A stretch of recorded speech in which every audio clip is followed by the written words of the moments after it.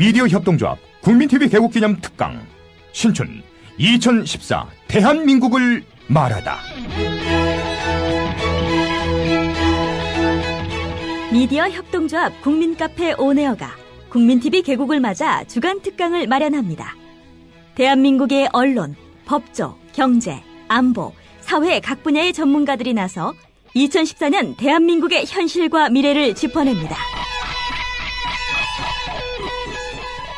3월 24일 월요일 서화숙 한국일보 선임기자, 3월 25일 화요일 이정열 전 창원지법 부장판사, 3월 26일 수요일 선대인 경제연구소장, 3월 27일 목요일 김종대 디펜스 21 플러스 편집장, 3월 28일 금요일 홍세화 말과 활 발행인이 시대의 화두를 제시합니다.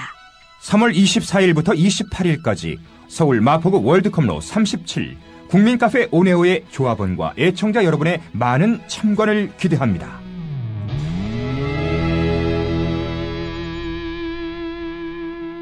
(3월 27일) 목요일까지는 저녁 7시 반, (3월 28일) 금요일 홍세화 발행인 강연만 오후 5시에 시작됩니다. 네, 진짜 안보 2부 순서 시작하겠습니다. 김영덕 소장님 어서 오십시오. 안녕하세요. 진짜 안보에는 두 번째 지금 출연하시는 거죠? 예, 초청해 주셔서 감사합니다. 아이고, 저희가 감사드려야죠. 그리고 김 소장님, 국민TV의 문희정 아나운서님하고 같이 방송도 지금 하고 계시죠? 예, 김영덕의 묘향산 전망대라고 북한 코너를 하나 개설했습니다. 묘향산.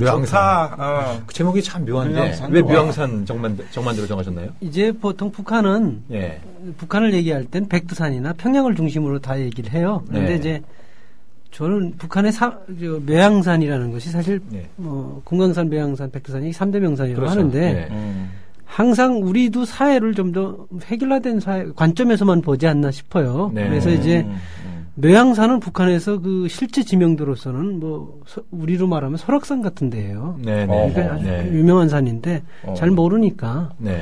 그래서 우리가 모르는 부분도 이제 자분자분 안내하고 보통 사람의 시각으로 좀 북한을 바라볼 필요가 있다고 판단했어요. 그래서 북한은 백두혈통이니 백두산이니 이런 말을 많이 쓰는데 또 남한은 또 평양 중심으로 모든 걸 재구성하고 평양 권력의 중심으로 보려고 그러더라고요. 그래서 저는 우리가 보통 모든 것이 주도하는 시각도 있지만 이게 보통 사람의 시각이 되게 중요하거든요.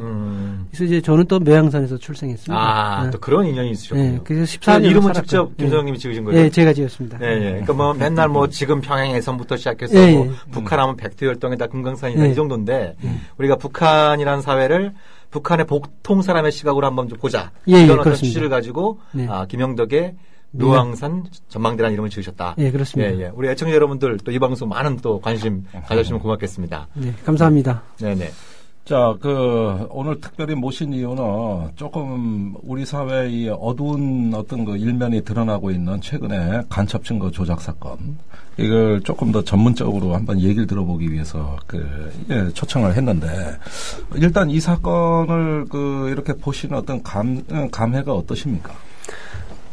이제 처음에 그 간첩 사건이 유호성 씨 간첩 사건이 나왔을 때도 탈북자 간첩 사건이라고 하는 데 대해서 제가 반론을 언론하고 인터뷰를 한 적이 있습니다.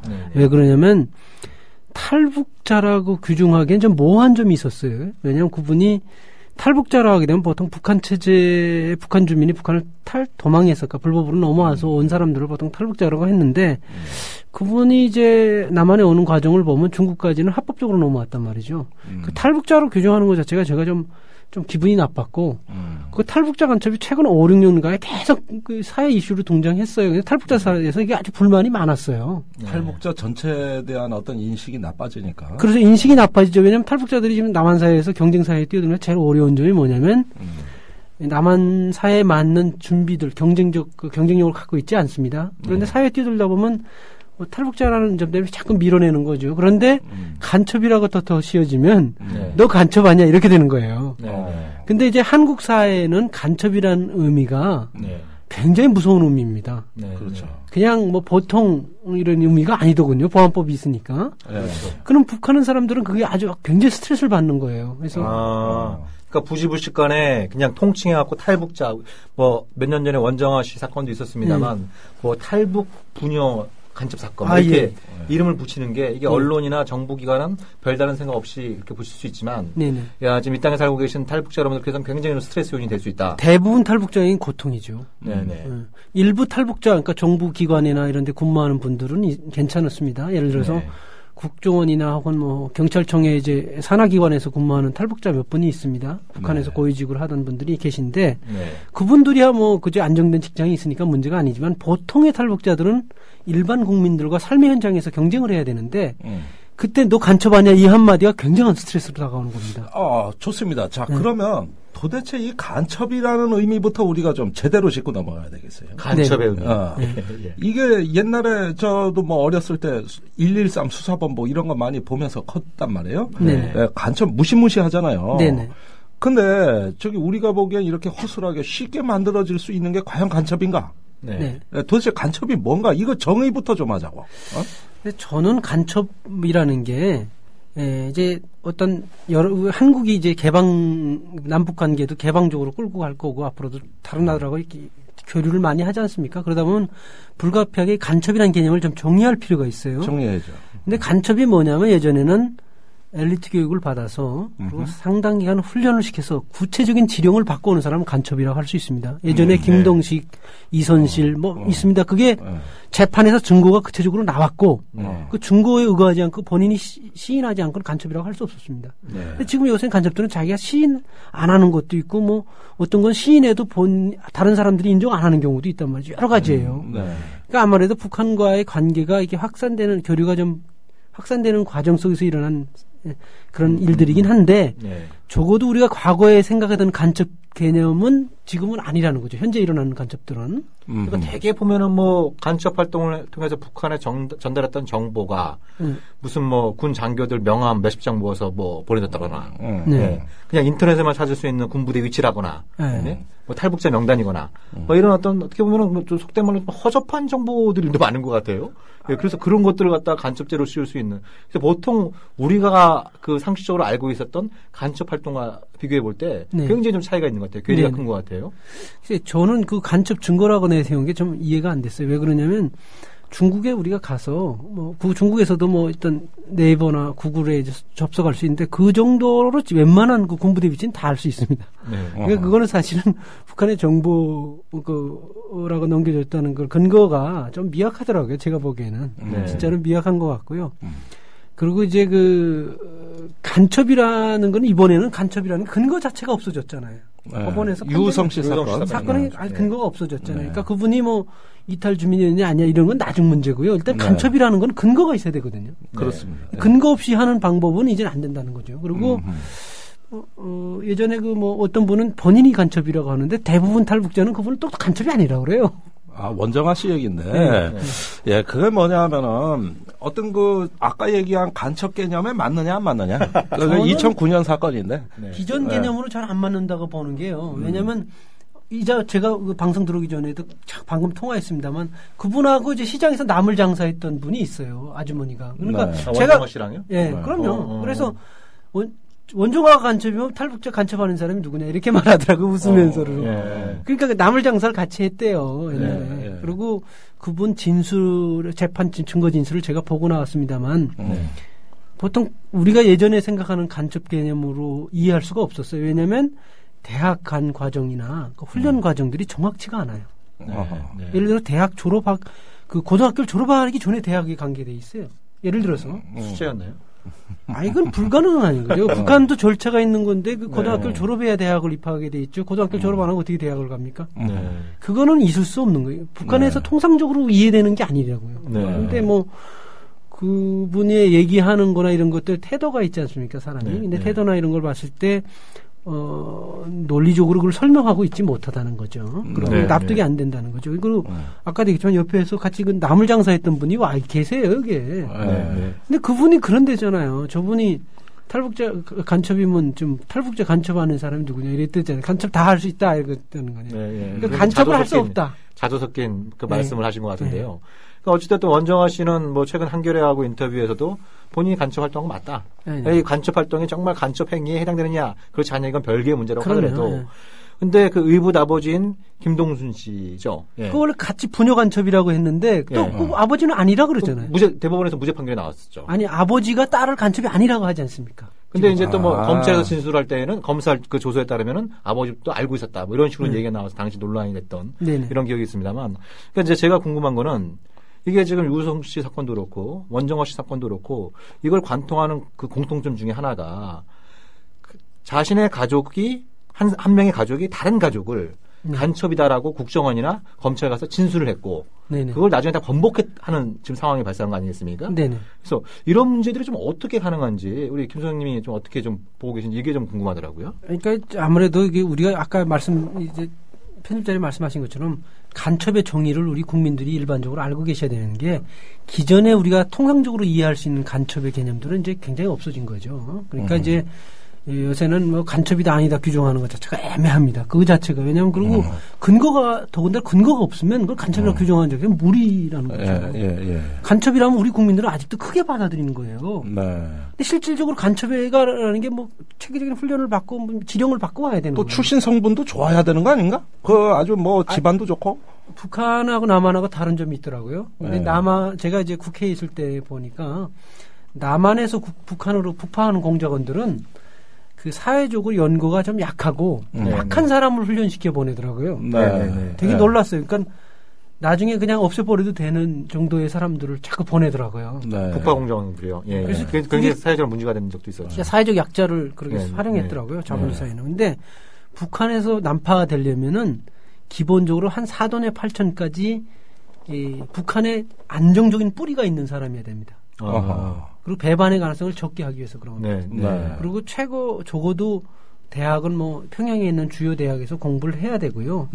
그 과정들이 있습니다. 그리고 이제 해상이나 뭐 육상으로 침투하는 그 연락소에서 훈련을 잘 시켜서 단위가 훈련시켜서 구체적인 임무를 띄고 나오는 겁니다.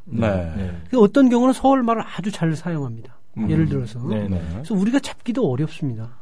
예를 들어서 무함마드 깐스 같은 분들 만나고 싶어요. 아주 인텔리전트하지 않습니까? 그렇죠. 간첩은 그게 통상적으로 그게 간첩인 겁니다.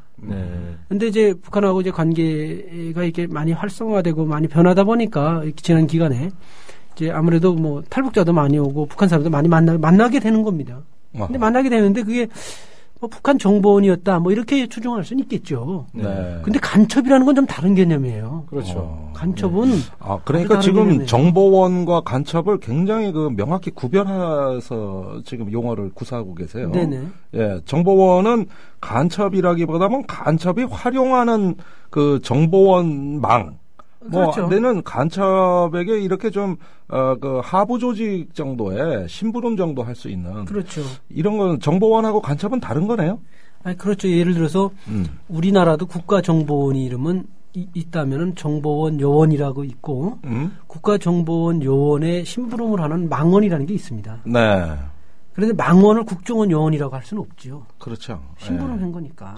심부름하는 사람은 언제든지 바뀌는 겁니다. 수시로. 필요에 따라서.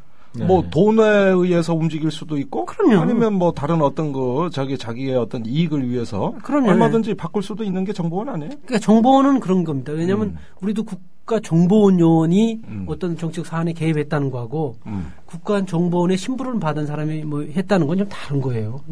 공무원이기 때문에 북한도 마찬가지죠. 간첩이 했느냐, 뭐 정보원이 했느냐 이게 따라 차원이 다른데 만약에 간첩이라면 우리 남한 국민들은 굉장히 크게 받아들인다는 거죠. 야, 앞으로 이거 용어 조심해서 써야 되겠네요. 그러니까 우리가 보통 그냥 무의식적으로 탈북자 간첩 이런 표현부터 조심해야 되고. 이거 조심해야 되겠어요. 그냥 뭐 간첩, 뭐 정보원 이런 것들을 그냥 단순한 망원 이런 표현들 갖다 혼용해 쓰고 이런 것도 굉장히 좀 특히 언론이 좀 많이 이런 부분들은 좀 각성에 대한 부분이 반성해야 됩니다. 그게 이제 주류 언론들이 좀 상업주의의 좀 경향들이 있어요. 그러니까 이제 북한에서 오신 분들이 지금 스트레스 받는 게 뭐냐면 탈북자 간첩 이러면 온 탈북자 세계가 그냥 진저를 위축됩니까?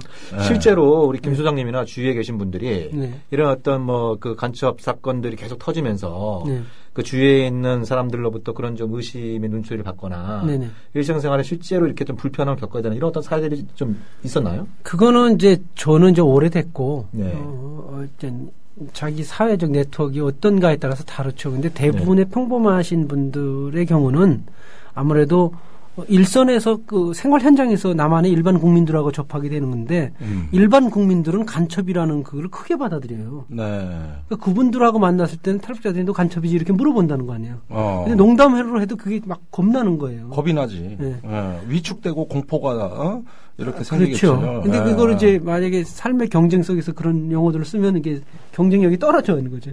의욕을 상실하는 거예요. 그러니까 이건 뭐 어떤 사례가 있느냐 여부보다도 그 탈북자 집단 전체가 예, 이것은 어떤 그 사회적인 시선을 의식하지 않을 수 없는 그렇죠. 굉장히 어떤 그 위축되는 상황에 어떤 거 빠지는 거고 그래가지고 그 탈북자들이 대부분 그 어디 취업할 때 조선족이라고 속인다는 거 아니에요. 대부분 속입니다. 탈북자 아니다 나. 이북 말씨를 쓰는 중국 조선족이다. 네. 이렇게 해서 주로 취업을 하는 것도 바로 그런 요인 아니겠어요? 그러니까 그렇습니다. 왜냐하면 처음에 와서 탈북자라고 자기를 당당하게 밝히고 막 이런 분이 적더라고요. 특히 젊은 사람들은 언론 그래요? 뉴스를 많이 보니까 어쩔 수 없이 그걸 잘 숨기더라고요. 그래서 저도 한 2년 동안은 제가 탈북자라는 말을 잘 안 했던 기억이 나요. 그다 이제 선택을 해야 되죠. 내가 계속 이렇게 살 것이냐 아니면은 그냥 과감하게 이게 터트리고 나갈 것이냐. 이 선택을 해야 되는데 저는 터트리고 나간 쪽을 선택했죠. 근데 대부분이 자기가 탈북자라는 사실을 숨기고 사는 사람이 많아요. 특히 취업할 때는 기본적으로 불이익을 당할까봐 아예 그 무슨 학력도 막 속이고 이래요. 뭐 이제 강릉고등학교 나왔다 그러거나 뭐 예를 들어서 서울 뭐 수도고등학교 나왔다든지 이렇게 속이더라고요. 왜냐하면 그렇게 안 하면 아예 불이익이 있으니까 아예 속이고 나가는 경우가 많아요. 비일비재해요. 제가 본 사례도. 그러니까 지금 국내 탈북자 수가 치면 2만 5천 명 정도 되나요? 지금 한 2만 8천 명. 8천 명까지 되나요? 근데 이분들 중에 한 50% 이상이 기초생활수급 대상자고. 네네. 취업한 탈북자의 한 30% 정도는 일용직을 좀 전전하고 있는. 그러니까 굉장히 그 취약한 이런 어떤 사회 경제적인 그 여건에 내몰리다 보니까 자꾸 국정원이나 검찰 이런 어떤 그 국가 안보기관으로 의해서 어떻게 보면 굉장히 손쉬운 먹잇감이 되는 이런 어떤 좀 상황들이 벌어지고 있는 것이 아닌가 그런 생각이 드는데 좀 어떠신 것 같아요? 일단은 북한 이탈 주민들이 그 반 이상의 생활 수급자는 아닙니다. 첫 번째. 왜 그러냐면 그 1년에 오게 되면 자동으로 수급자를 6개월인가 줘요. 반년인가. 그러니까 이제 많이 보이는 건데 실제로 50%냐 옛날에 온 사람들은 수급받는 사람 한 사람도 없어요. 그러니까 실제로 수급자는 뭐 한 2, 3천 명밖에 안 될 거예요. 근데 그런 것도 이제 우리가 조심해 다뤄야 되는 게 탈북자들 이제 아무래도 사회가 이제 낮춰볼 수 있게 만드는 근거가 되는 거예요. 실업자들 저는 그 실업이 자발적 실업이고 그 자발적 실업으로 인한 문제지 실업자 우리 국민들만큼 높다고 뭐 낮고 그러니까 현격하게 차이 있다고 보지는 않아요. 저는. 근데 이제 그런 걸 자꾸 뭐 국회나 정치 쪽이나 그래서 보도 자료를 만들어서 뿌리더라고요. 근데 그게 아마 너무 왜냐하면 이 집단이 탈북자라는 집단이 누구도 그 자신들의 정체성이나 이익을 대변해주는 단체가 없어요. 강력한 구심점이 없다 보니까. 탈북자 단체들 굉장히 많지 않나요? 많은데 실질적으로 뭐 한 2개 단체 주도하는 단체들은 국가 산하기관이기 때문에 그거는 탈북자들의 자발적 그 이익 단체라고 결사체가 아니라고 보는 게 맞고요. 주도하는 주요 두 단체가 그 나머지 단체들은 너무 힘이 없어요. 그리고 사회 인식하는 방식이 다 달라요. 그렇기 때문에 남한사회 스펙트럼을 정확히 이해한 상태에서 접근하지 않는 거죠. 그렇기 때문에 뭐 좀 쏠림 현상이 심한 게 아주 정상이에요. 그래서 이제 이거에 대해서 여기서 젊은 분들 그래서 사회에서 다시 남한 사회를 좀 더 이해심이 있고 남한 내에서 교육받은 분들이 문제 의식을 갖고 지금 사실 시작을 하려고 하는데 문제는 이 사람들이 이제 사회에서 자리가 잘 안 잡혔기 때문에 생각은 있으나 못하고 있고 이런 상황입니다. 자, 우리가 지금 이제 공안 사건에 대해서 얘기하려고 하는 시간이니까 어떤 그런 탈북자들의 어떤 상황은 우리가 그 정도로 이해하기로 하고 자, 문제는 이런 어떤 증거 조작이라는 건 우리의 어떤 상식에서 정말 벗어나는 일입니다. 물론 국정원이 직접 했냐 아니면 거기에 어떤 그 고용된 정보원이 했느냐 이런 것들은 이제 재판에서 가려지겠지만 도대체 이 국정원의 지금 이런 행태는 저는 이렇게 생각해요. 시속 100km로 달릴 수 있는 고속도로에서 역주행을 100km로 하는 것처럼 위험해 보입니다. 이러면 국가 안보 기능 기관 전체 신뢰성 문제가 생기기 그렇죠. 때문에 그렇죠. 결국은 안보라는 게 뭡니까? 이거는 국민적인 어떤 신뢰와 정직함을 기초로 해야 되는데 도대체 왜 이런 일이 발생해가지고 이 안보기관 자체의 어떤 신뢰성을 땅에 추락시키고 또 무고한 피해자를 만드느냐 이거거든요. 어떻게 생각하세요? 저는 그래서 이제 앞으로도 남북 관계를 이제 발전적으로 가려면 이런 것들을 조심해야 돼요. 왜 그러냐면 북한에서는 되게 우습게 생각할 거라고 남한은 쉽게 휘둘리는 그렇죠. 것에 대해서. 그리고 제가 여기 며칠 전부터 이제 그 국정원의 그 최고위 간부라고 하죠. 직원으로는 최고위 간부를 지낸 분을 3분이나 인터뷰를 했어요. 네. 그분들도 잘못됐다고 합니다. 그러면 이거는 심각한 문제예요. 절대 있어서 안 되는 일이라고 안 되는 일을 얘기합니까? 했다 그러. 그 내부에서도 내부에 있는 분이 그래요. 내부에서 이제 그만두셨지만 그런 분들이 저한테 직접 한 거예요. 뭐. 그러니까 그거는 아주 있을 수 없는 일들을 쟤네가 했다 이렇게 말을 하더라고요. 그러니까 내부에서도 문제 계셨던 분들이 그 정도로 생각하면 그것도 그 최고위직에 올라갔던 분들이 그거는 국정원이 이번에 아주 잘못한 겁니다. 왜냐하면 간첩이라는 게 과거에도 간첩을 잡았습니다만 근거 그리고 본인이 시인했지 않습니까? 네. 그리고 근거가 있었습니다. 증거라는 게 있었습니다. 네. 근데 이번엔 증거가 조작됐다는 이거는 국가 안보를 근본적으로 흔드는 겁니다. 네. 그러면 진짜 간첩이 와서도 이제 신고 안 할 판이에요. 예. 그런 부작용이 있군요. 그러면 진짜 정보기관 양측에 손이 되고 있는 이런 어떤 그러면 오히려 스스로 정보기관이 이번에 자기네 그 개혁의 그런 계지를 담지 못하면 정말 우리나라 국가 안보가 오히려 위기에 빠질 수도 있습니다. 왜냐하면 신뢰가 깨지면 그 나라는 신뢰의 기초에서 존립하는 거니까. 네. 그래서 반드시 이번에는 본인이 자살 시도도 하고 그랬지만 그거는 그렇게 해서 해결되는 문제가 아니고 국정원장께서 반드시 대국민 사과해야 될 사안인 것 같아요. 네. 아직까지 한마디 입장 표명을 안 하고 계세요. 아마 검찰 수사 다 끝나면 그때 하려는 건지. 굉장히 말씀하기 좋아하시는 분으로 알고 있는데 참 이 문제에 관해서는 침묵을 계속 지키고. 아니 NLL 갖고는 대화록도 까고 잘만 하대. 국회에 가서 그러지 않습니까? 자기가 보기에는 노무현 대통령이 NLL 포기바라는 건 맞다. 이렇게 친절하게 해석까지 해주시고. 했던 분이 이 지금 엄청난 사건 관련해서는 지금 입을 그러니까 갑자기 요즘 정치 무대에서 다 사라졌어요? 네, 굉장히 과묵해지셨어요. 옛날엔 너무 자주 보이셨더니 요즘 어떻게 건강이 안 좋으신가 걱정되네. 근데 제가 생각에는 이거는 초반에 이렇게 판단이 나기 전에 국정원장이 나서서 잘못을 사과하는 게 제일 좋았습니다. 그러면 국정원의 신뢰가 좀 더 유지가 됐을 것이고. 그리고 이제 바로 잡으면 오히려 국민들이 지지를 하겠죠. 근데 이제 이게 침묵하는 방법 아주 이거 부적절한 방법입니다. 이거 명확하게 드러난 거 아닙니까? 이거. 드러나는데 이상에서 이런 제스처를 취하는 거는 참 우리나라에서 국가 정보는 이 정도밖에 안 되나 싶더라고요, 저는.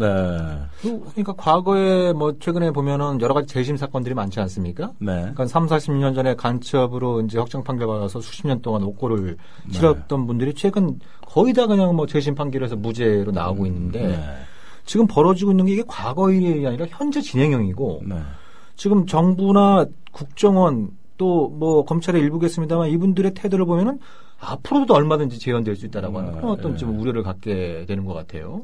이번에 저는 그래도 탈북자라는 게 사회적 약자이기 때문에 사실 관심 대상이 아닙니다. 일반 국민들. 그러니까 보통 누가 오죽하면 탈북자들이 동네 북이냐 이렇게 얘기했거든요. 쪽하면 탈북자가 간첩이고 쪽하면 그 문제가 있는 사람이 탈북자라고 이렇게 뉴스에 나오다가 이제 어쨌든 주요 언론들이 달라붙어서 결국은 이게 좋은 쪽으로 이제 해명이 됐는데 근데 만약에 앞으로도 탈북자 문제가 이게 자꾸 나쁜 쪽으로 흐르게 되면 아주 사실 우리 안보에도 구멍 날 뿐이에요. 탈북자 사회가 공멸하는 겁니다. 그거 심각한 말씀이신데, 그러니까 지금 이게 설령 증거 조작이 밝혀졌다 하더라도 그 후유증은 계속 남을 수 있다. 이 얘기를 하시는 거 아닙니까? 결국은 이제 사실은 지금 겉으로는 탈북자를 도와주니 이렇게 하지만 정부 여당이 탈북자를 완전 죽인 겁니다. 제가 볼 때는. 탈북자들이 일부 아까도 말씀드렸지만 정부 산하기관에 일하는 사람들이야 그 안전이 보장되니까 그렇지만 대부분의 평범한 탈북자들은 일반 주민들과 경쟁을 벌여야 되거든요. 그렇죠. 아시다시피 3개월이나 6개월 정도 지나면 탈북자라고 해서 혜택이 아무도 없습니다. 우리나라 사람들은 자꾸 북한 사람들은 혜택을 주는 줄 아는데요. 6개월만 지나면 아무 혜택도 없습니다. 똑같습니다. 근데 이제 북한이라는 공포, 간첩이라는 공포 이런 것들을 자꾸 잣대를 들이대면 그 일반 탈북자들 입장에서 아주 스트레스인 겁니다. 그러니까 이분들이 대체로 이제 그 보통 그 남쪽 사람들하고 경쟁을 해서 뭐 일자리도 구해야 되고 뭐 일자리도 우리 남한 사람들도 그런 것처럼 좋은 일자리를 원하는 건 뭐 인지상정인 것이고 근데 이게 여러 가지 탈북자라고 하는 어떤 하나의 굴레가 사회적으로 이렇게 주원구시처럼 새겨지는 이런 어떤 분위기가 강해지다 보면은 결국 뭐 정보기관이나 이런 쪽에 일자리 좀 뭐 알아보게 되는 이런 분들도 늘어날 수밖에 없고 그걸 뭐 정보기관이 좀 악용하는 이런 어떤 메커니즘이 있는 것 같아요. 궁금한 게 이런 현상들이 확산이 되면 지금 중국에 많은 우리 탈북 동포들이 계시고 이런 분들이 한국에 오는 걸 기피하는 일이 더 확산되지는 않을까?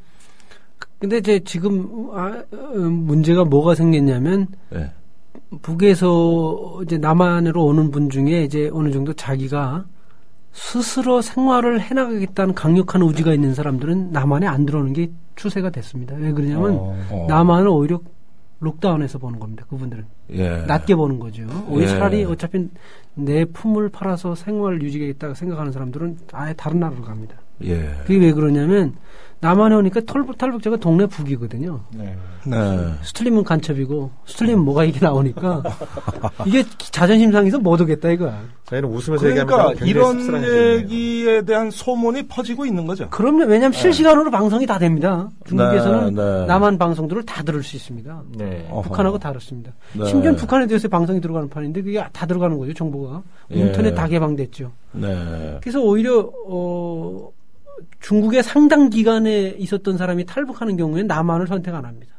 주로 요즘은 그 어느 나라로 많이 가고 있습니까? 영어권 나라들을 많이 가죠. 아무래도 선진국들이 많으니까. 그러면 뭐 그런 영어권 국가에 이제 그 난민 망명 신청을 하면 대체로 좀 많이 그들 국가들에서 좀 이렇게 수용을 하는 편입니까? 어떻습니까? 아니, 일단은 뭐 저 망명 신청을 하면 뭐 수용은 다 하는 편입니다. 지금은 뭐 그 유럽 연합이나 혹은 뭐 영미 국가들은 수용은 하는데 그 기간이 오래 길고 그러니까 이제 뭐 호주에도 많이 가더라고요. 최근에는 호주에서 고위 인사가 하나 망명했어요. 그 망명해서 그쪽으로 가시는 분들도 있더라고요. 근데 이제 오히려 언어가 완전 안 되다든지 이런 분들은 이제 한국에 와야죠. 하지만 그렇지 않은 경우는 안 오려고 그러고 또 중국에 머물러 사는 사람도 많고요. 아니, 다양합니다. 우리 국가가 옛날에는 적극적인 탈북자 수용 정책을 해가지고 한 해 막 5,000명씩 데리고 온 때도 있고 굉장히 우리가 좀 국가적인 투자를 많이 한다 그러는데 요즘 벌어지고 있는 일이 어째 그때하고는 많이 다른 것 같은데 이렇게 전 세계로 흩어지면 마치 유대인 민족이 전 세계에 흩어지듯이 이런 날이 언젠가는 오는 거 아닌가 하는 불안감도 생깁니다. 그 탈북자 정책은요, 과거부터 쭉 저희가 이제 그 국회에 있을 때 보니까 과거의 탈북자는 체제 경쟁할 때 아주 우선적으로 받아줬습니다. 90년대 초반 이전까지, 그러니까 초반 이전까지는. 왜냐하면 체제 경쟁으로서 정치적 활용도가 높았죠. 그래서 이제 서로 받아줬는데 93년도 문민정부 출범 그 이후로는 정치적 가치가 있는 분들만 모셔왔습니다. 그렇지 않은 분들은 그냥 내보냈어요. 오지 말라 그랬습니다. 저도 그때 망명 신청을 했는데 이제 받아주질 않아서 이제 신청이 안 돼서 한 3개의 대사관을 신청한 적이 있어요. 그때 안 받아줬어요. 근데 놀라웠던 거는 남한에서 정치 선전이 대상이 사는 사람들은 조용히 데려갔더라고요. 그러니까 원래 법이라는 게 장관이 한 데는 다른 법이 적용되고 뭐 일반 국민한테 다르게 뭐 지하철 타는데 똑같은 패스를 내는 거지. 말이 안 맞죠. 사람 차별하면 안 되죠. 차별하면 안 되죠. 근데 그때 차별을 심각하게 했죠. 그러다 이제 그게 언제 없어졌냐면 김대중 정부 들어서서 이런 문제가 자꾸 문제가 되니까 적어도 경관에 들어온 사람은 신분 따지지 말고 다 봐라. 이게 결정이 난 거예요. 그거는 김대중 정부의 가장 큰 업적이에요. 그건 사실 업적이고. 그러니까 참 여기서 하나의 우리 또 그 아이러니한 지점을 발견하는 것 같아요. 뭐 친북 대통령에다 더 나가서는 종북주의자다 이렇게 막 그 비난을 받았던 분은 한편으로는 이제 남북 화협력 정책을 통해서 우리 여러 가지 현안들 또 미래지향적인 어떤 통일 시대를 개척하려고 하는 움직임과 동시에 남북 관계에 큰 부담이 따를 수 있음에도 불구하고 탈북자들을 차별하지 않고 다 수용하는 이런 어떤 모양새를 띄웠는데 정작 통일을 입에 달고 있는 달고 사는 이런 정부에서는 굉장히 탈북자들에 대해서 어떤 차별적인 정책들이 많이 보이는 것 같아요.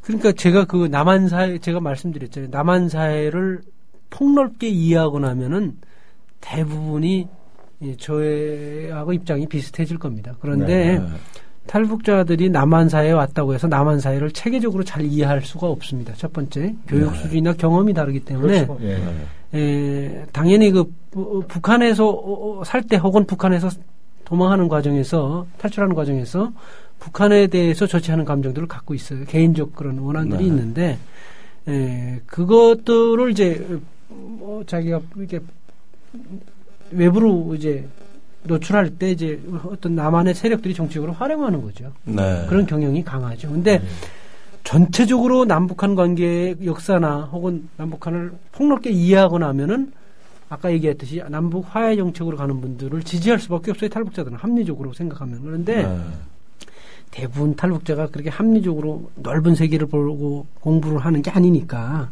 그리고 남한의 그 이용하는 정치 세력이 가장 위험한 거죠. 예. 그거를 이제 개인적으로 감정 갖고 있는 걸 불을 지르는 거예요. 네. 북한은 나쁜 쪽으로. 근데 이제 악마화하는 거죠. 예. 근데 실제로 보게 되면 북에서 오신 분들은 남북이 교류하고 화해 협력으로 갈 때 그 가치가 있는 겁니다. 그렇습니다. 예를 들어서 우리가 저도 미국 가서 보니까 남한하고 미국하고 교류를 하기 때문에 남한 국민들이 가치가 있는 거죠. 네. 단절돼 있으면 아무런 가치가 없는 겁니다. 네. 그렇죠. 우리 미국 교포들이. 그렇죠. 네. 그런데 이제 북에서 오신 분들이 그렇게 합리적으로 이성적으로 생각하기가 어려워요. 놓여 있는 처지들이. 네, 우선 절박하니까. 네, 생활이 절박하고 뭐 여러 가지 개인적 사정들이 있습니다. 네. 그래서 그런 부분 때문에 이제 그 약점을 이제 우리 국내 정치 세력들이 잘 활용하니까 탈북자가 마치 이런 소리만 내는 것처럼 다 활용하는 거지. 대부분의 탈북자들이 그런 건 아닙니다. 국민들이 이해하셨으면 좋겠습니다. 예. 우리가 이런 균형된 시각이 필요하다는 건 저도 오늘 많이 배우고 있습니다. 네네. 사실은 이렇게 어떤 전 세계에는 많은 국가가 난민 정책을 운영하지 않습니까? 네. 그러니까 난민을 어떻게 보호하고 수용하고 또 어떤 동화시키느냐 이런 것들이 굉장히 중요한 문제인데 지금 어떻게 보면은 이건 어떤 또 다른 어떤 차별, 위축, 공포 이러다 보면은 어떤 우리가 갖고 있는 탈북 난민에 대한 어떤 총체적인 정책 자체는 지금 위기에 빠진 거 아닌가? 이런 어떤 우려를 하게 되는데 어떻게 앞으로 전망하십니까? 저는 기본적으로 탈북자 정책은 북한 체제를 이해하는 데서 출발해야 된다고 보고요. 네. 그리고 이제 제가 방송 때마다 말씀드리는 게 있는데 북한은 남한과 시대적 차이가 한 40년 이상 나는 나라입니다. 정확한 건 객관적 시각입니다. 그러면 대부분 탈북자들이 동의하는 거고요. 그 시대적 차이가 있다는 것이 북한이 열등하다는 의미는 아닙니다. 우리가 베트남, 필리핀에 사는 사람은 열등한 건 아니죠. 아니죠. 경제 사정이 다를 수 있으니까 사회적 기준이나 규범이 다를 수 있는 거예요. 실질적으로 북한이 지금 우리 정치 체제라든지 이런 걸 자세히 관찰해 보면 한 40년 전에 우리 모습하고 비슷합니다. 권위주의 체제였고 그것이 당연하게 받아들이는 겁니다. 근데 북한 사람들 대다수가 그거 동의하지 않으면 그 체제가 유지가 안 되는 겁니다. 박정희 대통령 시대도 그랬죠. 근데 우리가 87년도 민주화 운동이라든지 이런 거 계속 과정을 거치면서 외부와 민물교류를 하는 과정에서 국민 의식이 전반적으로 바뀌면서 그 89년도에 6.29로 넘어간 거예요. 87년도에 6.29 선언이 있고 나서 이제 직선제로 바뀐 겁니다. 그렇습니다. 한국도 원래는 다당제 국가로 출발했고 선거가 있는 나라인데 저는 일본이 개혁됐다는 게 좀 신기했어요. 그런데 아니 그렇잖아요. 원래 다당제 있는 나라들은 대부분 10년 이상 못 가요 정권이. 근데 한국은 갔잖아요. 갔던 게 뭐냐면 국민 의식 수준하고 경제 수준 모든 게 복합적으로 작용해서 이게 일어나는 겁니다. 근데 우리는 북한을 우리화해서 자꾸 접근하는 거죠. 근데 북한도 우리가 40년 시대 차이가 있기 때문에 점진적이고 평화적인 교류를 통해서 북한 내부 구성원들이 필요에 의해서 최인지 대전 하든 이렇게 변화를 구성하는 게 가장 안정적이죠. 그리고 또 그게 남한 국민들에게도 유익하고 북한 국민들에게도 저는 바람직하다고 봅니다. 붕괴시킨다? 붕괴시키고 어떻게 하겠다는 대안을 얘기하셔야죠. 그리고 분리해서 관리한다. 그거 지금 통일 위험한 보수론자들입니다. 왜냐하면 분리해서 어떻게 관리합니까? 지금 오는 탈북자도 막을 명분이 없는데 북한 정권이 무너진 상태에서 어떻게 오는 사람을 막습니까? 그거는 불가능한 얘기고요. 실질적으로 교류를 통해서 내부 군성민들이 의식이 변환이 돼서 해야 되는데 저는 보편적 가치가 내가 더 많이 갖고 있느냐 점에서 저는 남한 체제가 좀 더 갖고 있지 않냐 절대적이진 않더라도 기회균등이라든지 이런 측면에서는 아직도 인권 뭐 이런 여러 가지가 올바로 있지 않느냐. 그리고 개인의 선택권을 주잖아요. 그런 면에서 나는 오히려 남한 체제가 교류를 지향하는 게 맞다. 대신에 교류를 지향하면 조건이 뭐냐. 자꾸 이념 논쟁이나 딱지 붙이기를 하면 안 된다는 거죠. 왜냐하면 아무리 강도라 해도 면전에서 자기를 모욕하게 되면 그건 교류를 안 하고 싶어지는 겁니다. 그런데 북한에 대해서 우리가 약점만 자꾸 얘기하면 어떻게 교류를 합니까? 그러니까 북한은 오히려 북한의 지금 현재 체제를 유지시키도록 도와주는 거고 오히려 북한을 악마화해서 내부 통치에 이용하지 않나 저는 그렇게 의심하는 겁니다. 그러면 탈북자 입장에서 말입니다. 이렇게 이제 간첩 사건의 증거가 조작이 되고 또 북한이 악마화되고 이런 거를 막상 남한에 와서 봤을 때 어떤 생각이 들까? 내가 살던 고향, 내가 살던 체제, 내가 또 아는 사람들이 우리 남한에서는 굉장히 어떤 그 하등동물 내지는 어떤 그 혐오감의 어떤 원천이 된다는 걸 알 때 그 사람들 심정은 과연 뭘까? 이게 궁금해요. 그렇죠. 근데 저는 그렇습니다. 북한에서 오신 분들이 시대차가 있다는 건 동일하는데 남한이 전쟁이면 싫다는 사람이 많아요. 그거는 우리가 정책적으로 실패한 거죠. 그러니까 사실 우리가 다르지만 경제 수준이나 이게 다 다르지만 우리가 존중하고 같이 더불어서 살아야 된다. 이런 이미지를 계속 보냈어야 됩니다. 사인을. 근데 이제 아까 얘기했듯이 자꾸 간첩이다. 탈북자 적응한다. 이런 뉴스만 내다 내보내니까 그분들 입장에서 굉장히 스트레스인 거예요. 그래서 저는 남한 사회의 자화상이 탈북자를 통해서 나타난다고 봅니다. 근데 남한 사회가 좀 더 성숙해 있고 다양성을 존중하는 사회가 되면 탈북자 문제는 우리 사회가 해결 못할 정도의 문제가 아닙니다. 그럼요. 일단 언어가 통하지 않습니까? 당연하죠. 그렇죠. 언어가 통하고 우리가 조금만 존중하면 전혀 문제가 되는 거 아닙니다. 근데 기본적으로 자꾸 딱지 붙이기 하고 이렇게 하게 되면 그러면 결국은 핵심은 관용과 이해 아니겠습니까? 그렇죠. 근데 우리 사회가 그 관용이 정신이 조금 그걸 가로막는 게 이데올로기하고 이념인 겁니다. 사실은 정치적인 또 의도, 이데올로기죠. 거기서 이제 탈북자들이 자꾸 활용돼서 나가는 거죠. 근데 저는 그래서 이데올로기를 자꾸 활용하는 정권은 조금 지양되어야 한다. 이 시점에서 그건 비단 탈북자뿐이 아니더라도 다른 사람들, 다른 것에 대해서 관용이 안 되는 나라는 선진국이 된 적이 없어요. 근데 우리도 이제 선진국을 지향하고 있지 않나요? 선진국을 그러면 제가 이건 또 좀 대답하기 쉽지 않은 질문일 거라는 생각은 듭니다만, 지금 종편에서 그 북한 뉴스는 뭐 시청률 끌어올리는 아주 주요 카드예요. 거기에다 한 걸음 더 나가서, 그 종편들에서 이제 그 탈북 여성을 이렇게 어떤 예쁘게, 화장을 하고 어떤 그 짧은 치마를 입고 이렇게 해가지고 보기 좋게 해서 출연을 시켜가지고 굉장히 어떤 북한에 대한 어떤 조롱으로 한 시간을 쉽게 때운단 말입니다. 이걸 또 사람들이 재밌어요. 저는 이거 어떻게 보십니까? 탈북자분들은 그 방송을 어떻게 좀 보고 계세요? 제가 놀랐던 건 탈북자들이 10중 8구는 그걸 안 좋게 보더라고요. 그 놀랐고. 왜 안 좋게 보는 거죠? 그러니까 북한을 너무 희화한다는 거죠. 탈북자들이 좋아해야 되는데 탈북자들이 싫어하니까. 놀랐고. 저는 뭐 자본주의 사회에 선택의 자유가 있으니까 방송할 자유도 있는 거고 그러니까 그분들의 뭐 하는 방법은 존중하지만 그것이 우리 사회에 유익한 방법은 아니다. 그리고 남북 통합을 위해서 유익한 방송이냐에 대해서는 스스로 좀 자문자답을 해봐야 될 문제라고 저는 봅니다. 특히 그런 어떤 방송을 통해 가지고 북한은 사람 살 곳이 못 된다라는 인식은 점점 더 이제 확신으로 바뀔 뿐만이 아니라 그러면서도 어떤 그 속에서 이렇게 그 탈북해서 이제 나오신 분들이 어떤 그 또 성적인 이런 어떤 그 매력을 발산하게 함으로써 시청자 눈도 잡아 끌고 있다. 이건 일종의 어떤 상업주의 같아 보여요. 남남북녀라고 하는 검증되지 않은 신화를. 검증되지 않은 신화를. 근데 제가 놀라운 사실은 말입니다. 북한에서 오신 분들한테 물어보니까 뭐 남한 여자로 결혼하고 싶냐 북한 여자하고 결혼하고 싶냐 하니까 남한 여자하고 결혼하고 싶다는 쪽이 또 높더라고요. 아니 그 김영덕 소장 본인도 그러셨어요.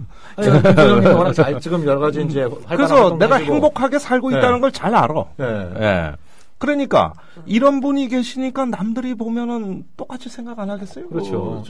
아무래도 더 정착이 빨라. 롤 모델이 되고 있는 거죠. 롤 모델이. 남한 여성이 필요하죠. 본인 자랑인 것 같아서요. 저는 그렇게 생각해요. 처음에 생각하기에 이렇게 생각했습니다. 일단은 북에서 왔으니까 북에 대한 이렇게 호감도가 좀 떨어지죠. 왜냐하면 새로운 세계 왔으면 그 세계를 적응해야 되니까. 네. 그리고 또 여기에 있는 분들하고 이제 같이 만나는 게 훨씬 저는 이 사회를 이해하는데 도움이 된다고 봤고 실제로 도움이 됐어요. 아니 그런 계산보다 부인을 사랑해서 결혼한 거 아니요. 아니 뭘 당연히 이성간에는 그런 게 있죠. 그렇게 대답을 해야지. 이렇게 대답하면 집에 가서 만약에 집에 계신 가족께서 이 방송을 들으면 당신 진짜 나하고 그것 때문에 결혼한 거야? 이러면 어떡하려고 그래? 아니, 이제 저는, 솔직하게 말하는 게 좋죠. 근데 저는. 더 큰, 좀, 위험한 말을 하시네. 솔직하게 가자고. 우리 이왕 그렇게 얘기했어요. 아니, 근데 이성 간에는 사실은 그런 거에 앞서서 호감도로 결정하는 거예요. 그렇죠. 첫 번째. 근데 저는 첫눈에 봤을 때, 저 여자는 결혼할 여자라고 생각했어요. 처음에 봤을 때. 여자를 여러 명 만나잖아요. 근데 처음에 와서 그런 느낌이 오는 여자는 결혼할 여자가 있는 거예요. 근데 처음에 봤을 때 일단은 모양이라든지 태도가 있잖아요, 사람이. 그런 거에서, 선한 느낌이 있었어요. 그래서 저는, 저 여자하고 결혼하는 게 맞겠다. 그리고 나머지 문제는, 아까 얘기했듯이 그건 부수적으로 따라오는 거예요. 이제 남한사회를 봤으니까. 그런 거지, 실제적으로 그런 필이 없이 20대 초반에 여자 만날 수가 없어요. 저는 이렇게 말씀하셨어요. 내가 얘기를 들어보니까, 우리 원래 토박이 남한 사람보다 이렇게 넘어오신 분의 연애 실력이 더 좋은 것 같아요. 우리 편집장님은 지금 우리 김 소장님 말씀은 딱 지금 사모님을 딱 봤을 때 나는 저 여자랑 결혼하겠다. 필을 딱 받았고 그걸 성공하지 않았습니까? 그렇죠. 우리 편집장님은 그 필 받은 거하고 성공률 그 따지면 성공률 몇 프로 정도 되는 거예요? 개피 봤어요. 맨날 채였어요. 아니 그러니까 내가 이 김영덕 소장이 참 놀랍다, 부럽다 하는 게 물론 한국 사회에 잘 적응을 하신 분이에요. 그런데 여기 살면서도 부적응하는 사람 많아요. 그렇죠. 지금 대한민국 자살률 OECD 국가 중에 몇 위입니까? 1위죠. 그러니까 남한을 적응한다고 하는 것은 남한 사람한테도 사실은 어렵다고. 그렇죠. 그런 것들은 이것은 북한에서 왔느냐 문제도 있지만 그거보다는 이 사회적으로 이 생존 경쟁이 아주 거센 아주 팍팍한 사회라는 그 자체가 문제인 겁니다. 그런데 비교적 관용을 베풀고 뭔가 남을 이해하는 어떤 격이 높은 나라들에서는 이런 문제를 사회적으로 보살펴주고 해결하면서 사회적 약자와 같이 갈 수 있는 이런 어떤 사회적 안전망이 잘 발달한 나라거든요. 그럼요. 그러니까 이 문제는 탈북자 문제이기도 하지만 어떻게 보면 탈북자 문제가 아니라 그렇죠. 우리 사회의 문제다. 근본적인 문제. 이렇게 정리를 해야 우리가 탈북자를 제대로 바라볼 수 있는 거 아니냐. 네. 아주 멋진 말씀이십니다. 요 말 마음에 들죠? 아주 멋진 말씀이시고. 이걸 오늘 저한테 알려주신 거예요. 그러니까 사실 가장 바람직한, 가장 이상적인 사회는 사회적 약자라고 불리는 분들이 그걸 못 느끼는, 그냥 보통 사람과 정상적인 생활을 할 수 있는 그런 사회를 만드는 게 가장 바람직한데, 오히려 사회적 약자라고 하여금 자꾸 피해의식을 갖게 하고, 뭔가 모르는 공포심을 자꾸 갖게 하고, 이런 부분들이 과거에 일정 부분 그런 부분이 있었다고 하더라도 지금 경제적으로 많이 성장하고 소위 민주주의, 인권 이런 선진국이라고 자부하는 사회에서 자꾸 이런 현상이 벌어지고 있다는 것이 오늘 김 소장님 말씀을 통해서 우리가 다시 한번 확인하고 정말 뼈저리게 각성해야 되는 이런 문제가 아닌가 거듭 좀 확인할 수 있는 것 같아요. 저는 가급적이면 남한이 이제 선진국으로 가야 하고 또 우리 통일 한반도를 리더할 수 있는 그런 국가가 되길 바랍니다. 그렇기 때문에 우리가 성숙해 있을 때 북한과의 조화를 잘 이뤄낼 수 있다고 보고요. 개인도 마찬가지입니다. 남한 사람이 성숙돼 있으면 북한 사람과 조화를 잘 이뤄낼 수 있습니다. 근데 우리가 성숙되지 못하면 통일도 리더할 수 없고 북한과 조화를 이룰 수가 없다고 저는 판단합니다. 그래서 저는 그런 대한민국이 되길 간절히 소망합니다. 저는 우리가 언젠가 평화를 넘어서 이제 통일로 가는 길에 우리 사회에서 남한 사회를 학습한 탈북자가 없다면은 굉장히 나중에 북한하고 통합 과정도 힘들어질 것이다. 그런 면에선 탈북자가 대박이다. 그럼요. 통일이 대박은 대박인데 그 통일 과정에서 남과 북을 이어주는 존재가 대박이다. 그렇죠. 그게 누구냐? 탈북자다. 멋진 말씀이시네요. 이렇게 하니까 아름답죠. 그게 사실입니다. 말씀 나와서 좀 궁금해서 여쭤보는데요. 박근혜 대통령이 통일은 대박이다 이런 말씀하셨는데 그럼 그 발언에 대해서 뭐 주변에 계신 탈북자분들의 반응은 좀 어떨까요?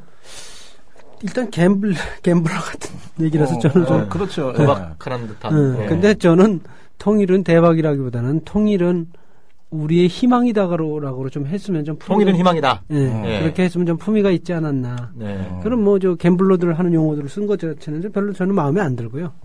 일단은 뭐 본인도 경영학과 출신이시니까 또 그래도 뭐 그래도 가급적이면 지도자는 언어 예전에 뭐 노무현 대통령 하실 때도 언어 순화를 자꾸 얘기하셨는데 그럼 박근혜 대통령도 언어를 순화시켜서 하셔야죠.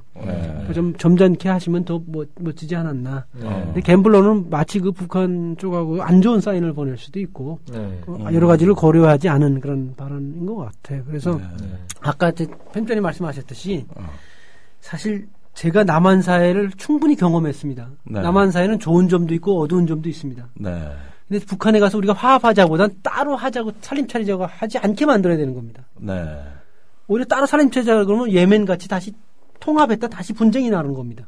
그런 통일을 안 하는 이만 못하죠. 못하죠. 그러니까 제 생각에는 먼저 온 탈북자들이 여기에 성공적으로 잘 정착해서 자유민주주의는 확신을 갖고 올라갈 수 있게 만들어야 됩니다. 이게 확신이 안 되는데 통합해서 뭐 합니까? 그렇죠. 쪽박 차려고 통합합니까? 근데 지금 탈북자들의 초연 현상이 저는 입장이 그거라고 봅니다. 그래서 이 땅의 보수주의자들이 우리 김수장님 말씀, 이 땅에 있는 탈북자들이 정말 자유민주주의의 우월성에 대한 확고한 신념이 있을 때 보수주의자들 말하는 자유민주주의 방식 통일 가능하다. 그럼요. 근데 과연 지금 여기서 벌어지고 있는 현실이 그런 건지. 쪽하면 간첩이고 쪽하면 뭐 이런데 그러면 그 사람들이 무슨 가서 북한 사람들한테 야 남한 가니까 무시하더라 이렇게 되는 거죠. 그러면은 통일하지선 안 된다는 메시지가 되는 거예요. 그럼요. 북한 주민들한테. 그럼요. 그러면 무슨 대박입니까? 쪽박이지. 쪽박이죠. 아니 그러니까 자유와 희망을 찾아서 남한에 왔는데 이게 뭐 여러 가지 뭐 사회적인 편견이나 국가적인 탄압도 있는 거고 그래서 다시 북한으로 들어가는 분도 계시고 외국으로 나가는 분도 계시고 이런 상황이니까 남한의 탈북자들과 작은 통일을 이루지 못하는 한 통일 대박은 고사하고 영원히 멀어진 길이다. 그럼요. 이렇게 정리가 가능할 것 같습니다. 시간이 다 됐습니다. 오늘 나와주셔서 감사드리고 청취자 여러분들 감사합니다. 이만 마치겠습니다. 네, 고맙습니다. 감사합니다.